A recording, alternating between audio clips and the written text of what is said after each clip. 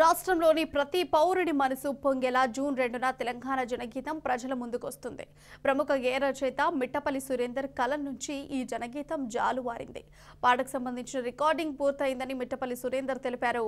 రాతి బొమ్మల్లోన కొలువైన శివుడా పాట ఉద్యమాన్ని ఎలా ప్రభావితం చేసిందో ఈ పాట కూడా తెలంగాణ సమాజపు సుప్రభాత గీతమై అలరారనుందని ఆయన అన్నారు. ఇక తన పాట ఒకరికి పోటీ కాదని, అలాగే ఒకరి పాట తనకు పోటీ కాదన్నారు. తెలంగాణ రాష్ట్ర ఆవిర్భావ దినోత్సవం సందర్భంగా ప్రతి సంవత్సరం ఒక కొత్త పాటను విడుదల చేయడం ఆనవాయితీగా పెట్టుకున్నానని మిట్టపల్లి సురేందర్ వెల్లడించారు.